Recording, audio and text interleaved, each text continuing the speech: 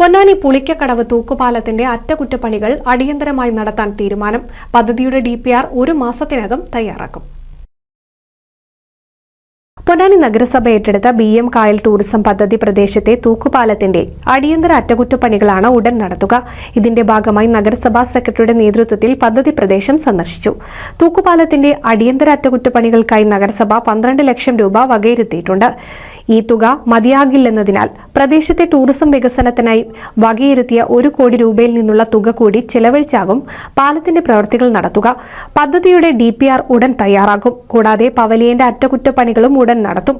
1ാം ഘട്ടത്തിൽ ആവശ്യം വേണ്ട പ്രവർത്തികൾ നടത്താനാണ് തീരുമാനമെന്ന് സ്ഥിരം സമിതി അധ്യക്ഷൻ T. മുഹമ്മദ് ബഷീർ പറഞ്ഞു. നിലവിലുള്ള ഈ തൂക്കുപാലത്തിന്റെ അറ്റകുറ്റപ്പണിയാണ്. പൊന്നാനിയെയും മാറഞ്ചേരി പഞ്ചായത്തിനെയും ബന്ധിപ്പിക്കുന്ന ഈ തൂക്കുപാലം അടിയന്തരമായി അറ്റകുറ്റപ്പണി നടത്തി പൂർത്തീകരിക്കുക എന്നുള്ളതാണ്.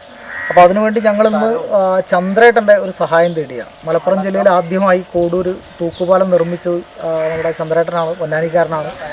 മുൻ മന്ത്രി സുധാകരൻ മിനിസ്റ്ററുടെയൊക്കെ അഡീഷണൽ പ്രൈവറ്റ് സെക്രട്ടറി ആയിട്ടുണ്ടായിരുന്ന ചന്ദ്രേട്ടനെയും കൊണ്ട് ഞങ്ങൾ ഈ പ്രദേശത്ത് വന്ന് ഈ മെയിൻ്റനൻസുമായി ബന്ധപ്പെട്ട കാര്യങ്ങൾ ചർച്ച ചെയ്യാൻ വേണ്ടിയാണ് ഇവിടെ എത്തിയത്. അമൃത് പദ്ധതിയിൽ 1 കോടി രൂപയാണ് നഗരസഭ ഇതുമായി ബന്ധപ്പെട്ട പ്രപ്പോസൽ സമർപ്പിച്ചത്.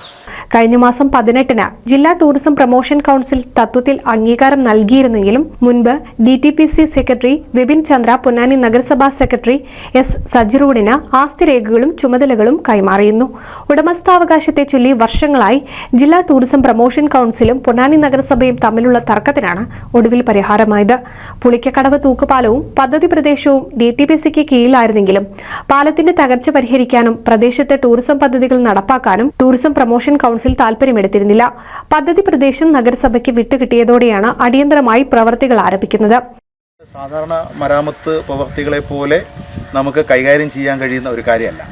ഇതിൽ നല്ല വൈദഗ്ധ്യം വേണം. അതുപോലെ തന്നെ ഇത് പണിഞ്ഞതിന് ശേഷം ഇതുമായി ബന്ധപ്പെട്ട ഫിറ്റ്നസ്സുകൾ കാര്യങ്ങളൊക്കെ നമുക്ക് ലഭിക്കണം.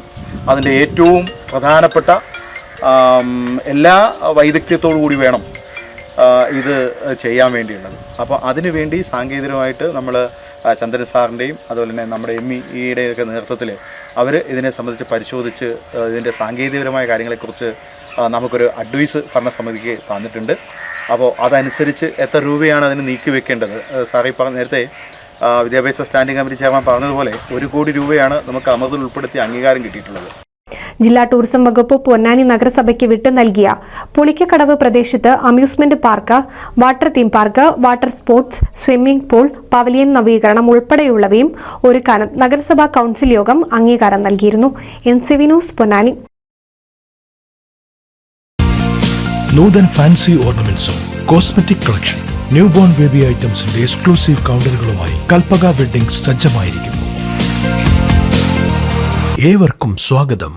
Kalpaka weddings, Pattambi road, Kunnamkulam.